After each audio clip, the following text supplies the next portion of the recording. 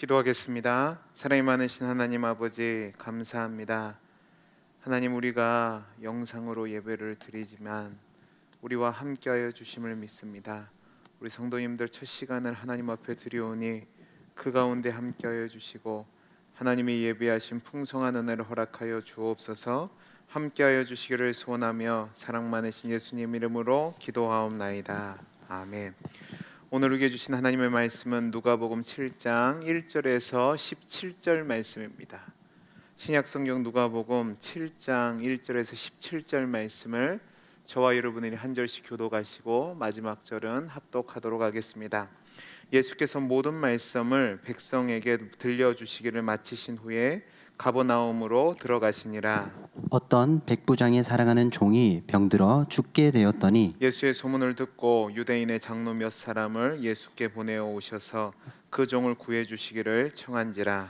이에 그들이 예수께 나와 간절히 구하여 이르되 이 일을 하시는 것이 이 사람에게는 합당하니이다. 그가 우리 민족을 사랑하고 또한 우리를 위하여 회당을 지었나이다 하니 예수께서 함께 가실새 이에 그 집이 멀지 아니하여 백부장이 벗들을 보내어 이르되 주여 수고하시지 마옵소서 내 집에 들어오심을 나는 감당하지 못하겠나이다. 그러므로 내가 주께 나아가기도 감당하지 못할 줄을 알았나이다. 말씀만 하사 내 하인을 낫게 하소서. 나도 남의 수하에 든 사람이요 내 아래에도 병사가 있으니 이러러 가면 하고 저더러 오라 하면 오고 내 종도로 이것을 하라 하면 하나이다. 예수께서 들으시고 그를 놀랍게 여겨 돌이키사 따르는 무리에게 이르시되 내가 너희에게 이르노니 이스라엘 중에서도 이만한 믿음은 만나보지 못하였노라 하시더라. 보내었던 사람들이 집으로 돌아가 보매 종이 이미 나아 있었더라. 그 후에 예수께서 나인이란 성으로 가실새 제자와 많은 무리가 동행하더니 성문에 가까이 이르실 때에 사람들이 한 죽은 자를 메고 나오니 이는 한 어머니의 독자요 그의 어머니는 과부라. 그 성에 많은 사람도 그와 함께 나오거늘 주께서 과부를 보시고 불쌍히 여기사 울지 말라 하시고 가까이 가서 그 관에 손을 대시니 맨 자들이 서는지라.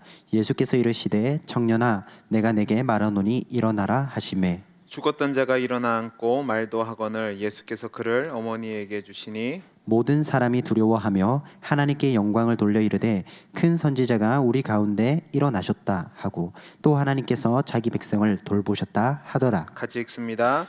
예수께 대한 이 소문이 온 유대와 사방에 두루 퍼지니라. 아멘. 오늘 우리가 읽은 본문을 대하기에 앞서서 우리는 예수님 사역에 대해서 시간적 구분에 대해서 잠깐 개념을 잡고 들어가도록 하겠습니다. 우리가 보통 이야기를 할 때 예수님의 공생애를 전기 사역과 후기 사역으로 나눕니다. 이 나누는 구분은 예수님께서 12제자를 전도에 파송을 하신 것을 기점으로 합니다. 파송 이후에 예수님의 사역이 주로 제자들의 훈련에 초점을 맞춰지기 때문에 이 전기와 후기의 성격 사역이 달라져서 이렇게 나누는 겁니다. 따라서 예수님께서 갈릴리 지역에서 행하신 사역도 여기에 맞춰서 전기 사역과 후기 사역으로 나눠진다고 볼 수 있습니다. 그런데 예수님의 전기 사역 중에서도 예수님께서 12사도를 임명하는 것을 기점으로 하여서 그 이전과 이후를 구분하는데 그 이전을 1차 갈릴리 사역으로 그 이후를 2차 갈릴리 사역으로 구분을 합니다. 왜냐하면 이것도 역시 예수님께서 12제자를 임명하시는 것을 기점으로 그 이전과 이후의 사역의 방향이 또 성격이 변화를 일으키고 있기 때문에 그렇습니다. 1차 갈릴리 사역에서는 예수님께서 아직 12사도를 세우시기 전이기 때문에 예수님의 사역이 주로 독단적으로 행하여진 측면이 많습니다.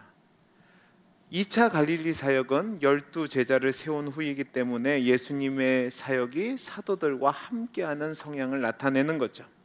제가 앞선 설교에서 누가복음 4장 14절부터 6장 49절까지 말씀을 1차 갈릴리 사역이라고 말씀을 드렸습니다. 그러니까 제자들이 세워지기 이전의 사역인 거죠. 그 다음에 이 4장 14절부터 8장 56절까지 말씀은 예수님의 사역 중에서 전기 사역에 해당된 갈릴리 사역 중에서 전기 사역에 해당되는 내용이라고 볼 수 있습니다. 그러니까 오늘 우리가 읽은 내용은 4장 14절에서 6장 49절까지 이어지는 예수님의 1차 갈릴리 사역에 이어서 7장부터 8장 56절까지 이어지는 예수님의 전기 사역 중에 행하신 예수님의 치유와 구원 사역에 속한 내용이라고 보시면 되겠습니다. 오늘 말씀은 여러분이 읽어보셨겠지만 크게 두 부분으로 나눠져 있습니다. 첫 번째 단락은 1절에서 10절까지 단락으로 예수님께서 종말론적인 제자도에 대한 설명을 마치시고 가버나움으로 들어서셨을 때 이방인 백부장의 요청을 받은 유대 장로들이 예수님께 나와 그 백부장의 하인을 고쳐달라고 요청을 하고, 예수님께서 그들과 함께 백부장의 집으로 가는 도중에 백부장이 친구들을 보내어서 예수님 오시지 마시옵소서, 내가 감당하지 못합니다, 말씀만 해주시면 내 하인이 낫겠나이다라는 믿음의 모습을 보이자 예수님이 그 백부장의 믿음을 놀랍게 여기시고 또 칭찬하시고 그 백부장의 믿음대로 그 하인을 고쳐주시는 내용입니다. 여기서 우리가 주목할 것은 이 내용이 앞장에 있는 내용과 어떤 연관이 있느냐 하는 겁니다. 예수님은 앞선 6장 20절부터 49절까지 제자들이 종말할 때에 어떤 신앙을 가지고 살아가야 하는지를 말씀해 주셨습니다. 특별히 그 종말의 삶 가운데서 중요한 문제가 사랑이라는 문제였습니다. 예수님의 제자라면 원수까지 사랑해야 된다는 것을 말씀하신 거죠. 그리고 이어지는 7장인데요, 예수님은 그 가르침에 이어서 이 기적 사건을 통해서 예수님이 원수까지 사랑하라는 그 사랑이 어디까지 확장돼야 되는지를 보여주시는데, 그것이 무엇이냐면 예수님의 사랑은 단지 유대인에게만 그치는 것이 아니라 당시 유대 사람들에게 있어서 개, 돼지 취급을 받았던 이방인들까지 확장시켜서 그 예수님의 사랑이 대상이 됨을 보여주시는 겁니다. 그러니까 오늘 본문을 보면 예수님의 동족이었던 유대인들과 달리 이방이었던 백부장이 놀랍게 믿음을 가지고 예수님께 나오자 예수님은 원수까지 사랑하는 그 말씀의 시천으로 이방인의 요청을 들으시고 응답해 주시는 사랑을 베풀어 주심으로 그 원수를 사랑함이 어디까지 확장되는지를 보여주시는 겁니다. 이 사건은 마태복음 8장 5절에서 13절까지 말씀에서도 병행 구절로 기록되어 있는데 약간의 차이가 있습니다. 어떤 차이가 있냐면 누가복음 6장 20절에서 49절까지 이어지는 평지 사건 이후에 누가는 바로 이 사건을 기록했다면 마태는 산상수훈 뒤에 문둥병자, 나병 환자를 치유한 뒤에 이 사건을 기록하고 있습니다. 두 번째로 내용상의 차이가 있는데 마태보다 누가가 훨씬 더 자세하게 기록을 합니다. 누가의 경우는 유대인의 장로들과 벗들이 예수님께 나와 백부장의 하인의 병을 고쳐달라고 간구한 것처럼 되어 있는데 마태복음은 백부장이 직접 나온 것처럼 기술하고 있습니다. 이것은 양쪽의 기사가 다른 모순적인 모습을 보인다라기보다는 백부장이 자신을 대신해서 친구들을 보낸 것, 그것도 맞지만 마태는 간결하게 이 부분에서 대리인을 생략하고 백부장이 간구한 것으로 기술한 것으로 보시는 것이 맞을 것입니다. 두 번째 단락은 11절부터 17절까지 말씀으로 이 부분은 오직 누가복음에만 기록된 내용인데 나인성 과부의 죽은 아들을 살리시는 내용입니다. 성경을 보면 예수님의 공생의 기간 동안 예수님께서 죽은 사람을 3번 살리는 이적을 행하십니다. 그 중에 첫 번째 사건이 바로 죽은 나인성 과부의 아들을 살리신 겁니다. 오늘 본문에 나오는 나인성은 가버나움 남쪽에 있는 갈릴리 적경의 작은 성읍이었습니다. 이곳에 과부가 있었는데 그 아들이 죽게 된 거죠. 사람들이 장사를 치르기 위해서 시신을 메고 나오는 중에 예수님께서 그 과부를 불쌍히 여기시고 그의 죽은 아들을 말씀으로 살리신 사건이 오늘 말씀의 내용입니다. 이 사건을 통해서 누가는 하나님의 아들 되신 메시아가 임재하셨을 때에 예수님의 사역을 통해서 어떻게 구체적으로 하나님의 나라가 임하는지, 어떤 모습으로 임하는지를 보여주고 있는 겁니다. 오늘 이와 같은 말씀을 통해서 저와 여러분이 교훈 얻기를 원하는 내용이 있습니다. 첫째는 무엇이냐면 바로 우리의 구원은 혈통이 아니라 믿음으로 말미암는다는 사실입니다. 자, 우리 오늘 8절에서 10절까지 말씀을 같이 한번 읽어보겠습니다. 시작. 나도 남의 수하에 든 사람이요 내 아래에도 병사가 있으니 이더러 가라 하면 가고 저더러 오라 하면 오고 내 종도로 이것을 하라 하면 하나이다. 예수께서 들으시고 그를 놀랍게 여겨 돌이키사 따르는 무리에게 이르시되 내가 너희에게 이르노니 이스라엘 중에서도 이만한 믿음은 만나보지 못하였노라 하시더라. 보내었던 사람들이 집으로 돌아가 봄에 종이 이미 나아 있었더라. 아멘. 유대인들의 간절한 부탁을 들은 예수님은 백부장이 어떤 사람인지 보시기 위해서 그의 집으로 향하셨습니다. 그런데 예수님께서 자기 집으로 오시고 있다는 소문을 들은 백부장은 그의 친구들을 보내서 예수님께 자기 집으로 오시는 것을 감당할 수 없다고 만류합니다. 대신 그 자리에서 말씀만 하시면 자신의 하인의 병이 고침받을 것이라는 믿음의 고백을 합니다. 이 백부장이 얼마나 순수한 믿음을 가지고 있는지를 보여주는 것이죠. 그리고 그 믿음의 결과로 그 하인의 질병은 정말로 깨끗이 고침을 받게 됩니다. 오늘 본문에 기록되어 있지 않지만 병행구절인 마태복음을 보면 예수님께서는 이 백부장의 믿음을 칭찬하신 이후에 이방인의 구원과 유대인이 버림받을 것을 말씀하셨습니다. 이는 구원이 혈통이나 신분에 상관없이 오직 믿음에 근거한 것임을 보여주는 것으로, 구원이라는 것은 어느 누구라도 예수님을 믿기만 하면 구원을 얻을 수 있다는 구원의 보편성과 함께 믿지 않는 자는 주님의 구원과 아무런 상관이 없다는 것을 말씀하는 겁니다. 예수님께서는 공생의 사역을 하실 때에 하나님의 구원 계획과 효과적인 복음 전파를 위해서 이방 땅에서 활동을 하시기보다는 유대 지역을 중심으로 사역을 하셨습니다. 그런데 예수님은 공생의 기간 동안에 특별하게 시돈이라는 지역과 거라사 지방이라는 곳을 방문하셔서 복음을 전하셨고, 당시 예수님께 나오는 이방인들에 대해서는 언제나 구원의 길을 열어놓으셨습니다.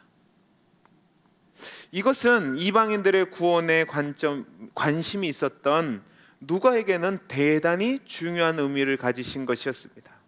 그래서 이 사건을 통해서 누가는 하나님의 선택된 백성이라는 자부심만을 가지고 예수님을 거부하고 있었던 유대인들을 경고하며 이방인들이라면 누구라도 언제라도 예수님을 믿으면 구원을 얻을 수 있다는 소망을 주기 위해서 이 사건을 기록한 겁니다. 사랑하는 성도 여러분, 우리의 구원의 근거가 무엇입니까? 혈통이나 열심이나 헌신이나 공로가 아니라 순전한 믿음입니다. 예수님을 나의 구원자로 아멘으로 받아들이는 그 믿음이 있으면 그 이전의 삶과는 아무런 상관없이 예수님은 그를 받아들이시고 용서해 주시고 구원해 주시는 거죠. 백부장을 보십시오. 그는 이방인이었습니다. 유대인들은 그를 개 되지만도 못한 이방인이라고 간주했었습니다. 그러나 그가 주님, 나에게 오심을 감당할 수 없습니다. 말씀만 해 주시면 우리 하인이 낫겠습니다라는 믿음의 고백을 할 때에 주님은 그의 믿음을 보시고 놀랍게 여겼다고 되어 있습니다. 따르는 무리들에게 이만한 믿음을 가진 자를 보지 못했다고 칭찬하시고 그의 말대로 그의 병든 하인을 고쳐주신 거죠. 이것이 바로 순전한 믿음이며 그 믿음에 대한 선물이 어떤 것인지를 보여주는 겁니다. 정말로 여러분이 하나님 앞에서 구원받은 백성으로 살기를 원하신다면, 여러분이 또한 진정으로 하나님을 기쁘시게 하기를 원하신다면, 여러분의 열심이나 혈통이나 신분이나 여러분의 노력으로 그것을 얻는다고 생각하지 마십시오. 오직 주를 믿는 믿음으로만 그것이 가능합니다. 주님이면 다 가능합니다. 이 믿음이 있을 때에 주님은 그 믿음을 보시고 우리에게 구원도 선물로 주시고 우리에게 약속하신 복도 선물로 주신다는 사실입니다. 이 은혜를 누리는 우리 성도님들이 되시기를 간절히 소원합니다.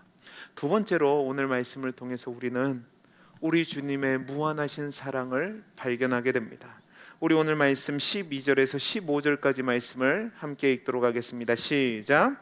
성문에 가까이 이르실 때에 사람들이 한 죽은 자를 메고 나오니 이는 한 어머니의 독자요 그의 어머니는 과부라. 그 성에 많은 사람도 그와 함께 나오거늘 주께서 과부를 보시고 불쌍히 여기사 울지 말라 하시고 가까이 가서 그 관에 손을 대시니 맨 자들이 서는지라. 예수께서 이르시되 청년아 내가 내게 말하노니 일어나라 하시매 죽었던 자가 일어나 앉고 말도 하거늘 예수께서 그를 어머니에게 주시니. 아멘. 예수님께서 나인성의 성문을 들어가실 때에 한 장례 행렬과 만나게 되었습니다. 이 장례 행렬은 한 과부의 죽은 아들을 위한 장례 행렬입니다. 여러분 한번 생각해 보십시오. 과부입니다. 이 여인은 이미 남편을 보내고 힘들고 어려운 여건 속에서 살았다고 보셔야 합니다. 이 여인에게 있어서 유일한 희망이었다면 그에게 남은 아들이었을 겁니다. 그런데 그 사랑하는 아들이 죽었습니다. 이제 이 여인은 이 세상 누구에게도 위로함을 받을 수 없는 처지가 된 겁니다. 얼마나 가련하고 불쌍한 인생입니까? 그런데 오늘 말씀을 보시면 13절에서 주님께서 그 과부를 보시고 불쌍히 여기사라고 말씀하고 있습니다. 이것은 주님은 이 장례 행렬이 자신과 상관없는 장례 행렬이지만 그 여인이 슬퍼하는 것, 고통하는 것을 일부러 눈여겨보시고 그녀의 슬픔과 고통에 참여하셨다는 것을 말씀하는 겁니다. 주님은 이 여인에게 가셔서 울지 말라 하시고 친히 관에 손을 얹으셨습니다.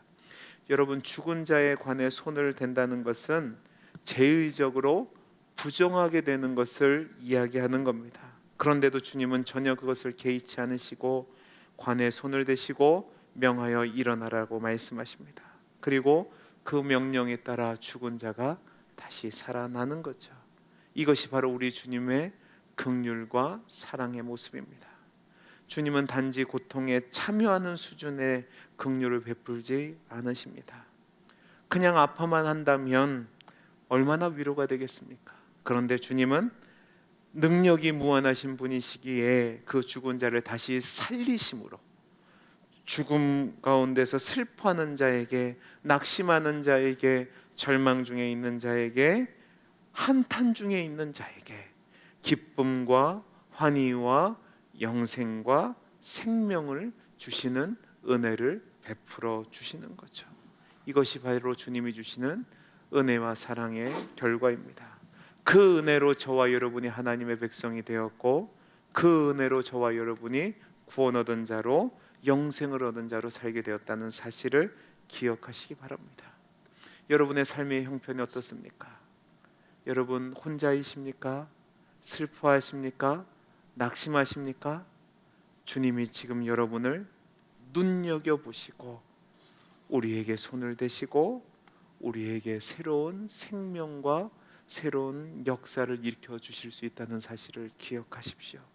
주님이 손을 만져주시면 여러분의 그 인생이 바뀌게 될 줄로 믿습니다. 이 은혜를 기억하시며 주님 앞에 나오셔서 여러분의 마음을 소원을 한다면 주님은 외면치 않으시고 여러분을 위로하여 주시고 여러분의 인생을 바꾸는 놀라운 역사를 행하여 주실 겁니다. 그 은혜를 사모하며 주님 앞에 나올 때에 주님께서 주시는 놀라운 은혜를 누리며 살아가는 우리 귀한 성도님들이 되시기를 간절히 소원합니다. 기도하겠습니다. 사랑이 많으신 하나님 아버지, 우리는 무한하신 주님의 은혜로 살아갑니다. 힘들고 어려울 때마다 이 죽은 아들을 생각하며 슬피 우는 과부를 찾아오신 주님을 기억해 해 주옵소서. 또한 말씀으로 죽어가는 백부장의 하인을 고치신 주님의 능력을 믿게 해 주옵소서. 그 주님을 믿는 믿음으로 주님의 은혜와 긍휼과 사랑과 자비를 구할 때에 주님은 외면치 마시고 우리 성도님들을 만져주시고 말씀해 주시고 구원을 행해 주옵소서. 그 은혜를 누린 우리 성도님들이 되게 해주시기를 소원하며 감사하며 사랑 많으신 예수님 이름으로 기도하옵나이다. 아멘.